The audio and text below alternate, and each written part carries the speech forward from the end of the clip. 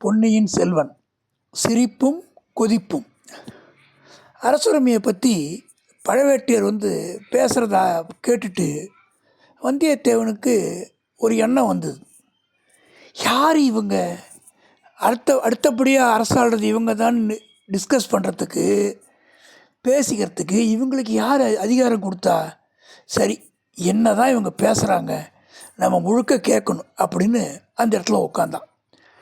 அந்த இடத்த மாதிரி ஒரு மறைவான இடம் கிடைக்கிறதுக்கான வாய்ப்பு கம்மி, நல்ல சௌகரியமான இடம். சரி, ஆழ்வார்க்கடியான் எப்படியாவது போட்டும், அவன் கதை நமக்கு தேவையில்லை. இன்றைக்கி ஏதோ மர்மமான விஷயம் நடக்குது இங்கே, நம்ம பார்க்குறோம். ஆழ்வார்க்கடியான் நம்மகிட்ட சொன்னால் ஒரு பொருள் தரேன் அப்படின்னா அப்போ டவுட் வந்தது. கோட்டையில் வாசலில் இருக்கக்கூடிய காவக்காரங்க ரொம்ப மோசமாக நடந்துக்கிட்டாங்க.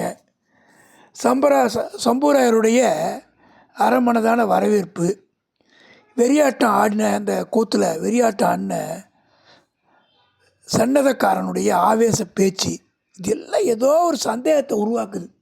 ஏதோ மாறுதலாக நடக்குது. நம்ம உண்மையை தெரிஞ்சுக்கணும். இது ஒரு சந்தர்ப்பம், நமக்கு ஏதோ கடவுள் புண்ணியத்தில் கிடச்சிருக்கு. அப்போ இதை யோசிச்சுக்கிட்டே இருக்கிற நேரத்துலையே கீழே பழுவேட்டையர் பேச ஆரம்பிக்கிறார். வந்தியத்தேவன் காது கொடுத்து கவனமாக கேட்குறான். உங்களுக்கெல்லாம் ஒரு முக்கியமான செய்தியை சொல்ல தான் நான் வந்திருக்கேன். பழுவேட்டையர் பேசுகிறார்.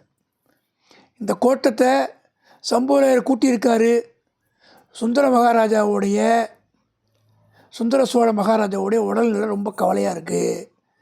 வைத்தியர்கள்லாம் கேட்டு பார்த்துட்டேன். இதுக்கப்புறம் ரொம்ப நாள் இருக்க மாட்டாருன்னு சொல்லிட்டாங்க. நம்ம அடுத்து நடக்க வேண்டியதை பார்க்கணும். ஜோசியர் என்ன சொன்னாங்க அப்படின்னு ஒருத்தர் எழுந்து கேட்குறாரு. ஜோசியரில் போய் ஏன் கேட்கணும்? சில நாளாக பின்மாலை நேரத்தில் வானத்தில் வால் நட்சத்திரம் தெரியுதே, அது போதாதா அப்படின்னா ஒருத்தர்.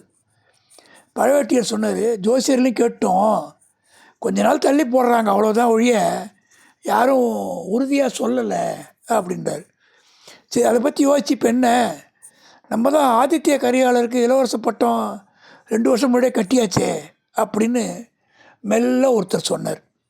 உண்மைதான். அப்படி இளவரச பட்டம் கட்டுறதுக்கு முன்னாடி நம்மக்கிட்ட யார்கிட்டையாவது ஆலோசனை கேட்டாங்களா அப்படின்னு நான் தெரிஞ்சிக்க விரும்புகிறேன் அப்படின்னு பழவேட்டியர் சொன்னார். நம்ம ஒவ்வொருத்தரும் 100 வருஷத்துக்கு மேலே இந்த ராஜ்யத்தின் மேன்மைக்காக பாடுபட்ட பழங்குடியை சேர்ந்தவர்கள்.